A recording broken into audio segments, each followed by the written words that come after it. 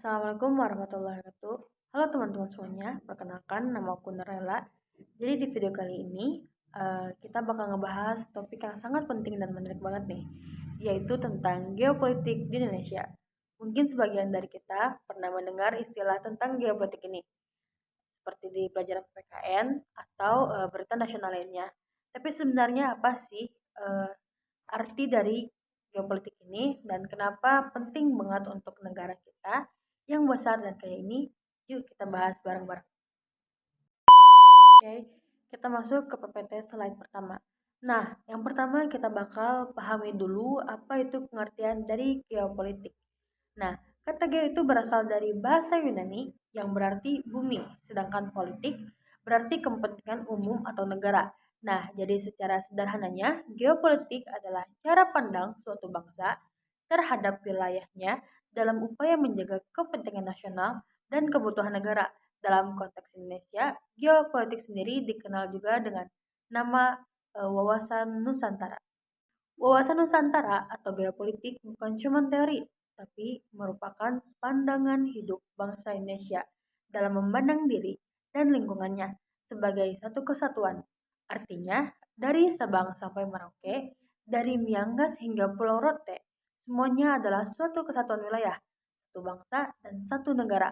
Hal ini sangat penting untuk negara seperti Indonesia yang memiliki lebih dari 17.000 pulau, beragam suku bangsa, agama, bahasa, dan budaya yang berbeda-beda. Nah, sekarang kita masuk apa sih yang menjadi latar belakang kenapa geopolitik itu muncul dan menjadi penting di Indonesia.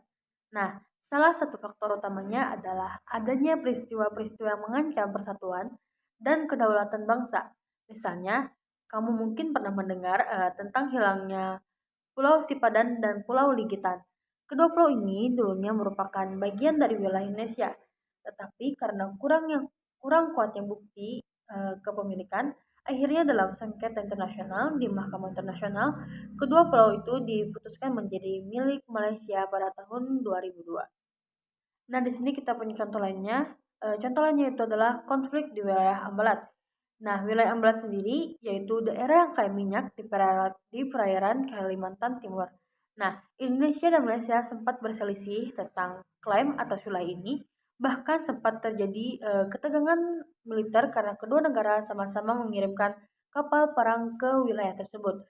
Peristiwa ini menunjukkan bahwa letak strategis Indonesia bisa menjadi kekuatan, tapi juga bisa menimbulkan konflik kalau tidak dikelola dengan baik.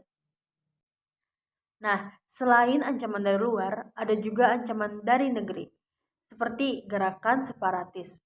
Nah, dua contoh yang akan kita ambil dan yang sering dikenal oleh rakyat Indonesia adalah Gerakan Aceh Merdeka atau GAM dan Republik Maluku Selatan atau RMS. Nah, kita mulai dari GAM dulu. GAM itu muncul karena ketidakpuasan masyarakat Aceh terhadap pemerintah pusat, terutama soal pembagian hasil sumber daya alam. Nah, sedangkan RMS adalah gerakan yang ingin memisahkan diri dari Indonesia setelah kemerdekaan. Meskipun saat ini kedua gerakan itu sudah mereda, tapi peristiwa ini menunjukkan pentingnya menjaga kesatuan nasional melalui cara pandang geopolitik. Nah, tantangan geopolitik di Indonesia ini nggak berhenti sampai situ aja teman-teman. Sekarang kita juga menghadapi ancaman modernisasi seperti penyebaran hoak, radikalisme, dan pengaruh ideologi asing lewat internet. Selain itu, ada juga isu ketimpangan pembangunan antar wilayah yang bisa memicu rasa ketidakadilan di daerah. Semua ini bisa melemahkan persatuan jika kita tidak waspada dan tidak punya rasa memiliki terhadap negara ini. Nah, jadi apa sih yang bisa kita lakukan sebagai warga negara Indonesia? Indonesia punya beberapa strategi untuk menjaga keutuhan wilayah dan menjawab tantangan dari geopolitik itu sendiri. Yang pertama, dengan memperkuat pembangunan di daerah-daerah perbatasan. Wilayah perbatasan harus dikembangkan agar masyarakat di sana merasa diperhatikan dan tidak mudah dipengaruhi oleh negara tetangga. Nah, yang kedua, meningkatkan diplomasi luar negeri agar Indonesia punya posisi kuat dalam penyelesaian konflik wilayah. Yang ketiga, dan itu penting banget buat kita sebagai generasi muda ya teman-teman, yaitu menumbuhkan rasa cinta tanah air dan wawasan kebangsaan. Kita perlu belajar dan memahami sejarah bangsa, mengenal keberagaman Indonesia, dan tidak mudah terprovokasi oleh isu-isu negatif. Karena menjaga persatuan itu bukan cuma tugas pemerintah, tapi juga tugas kita semua.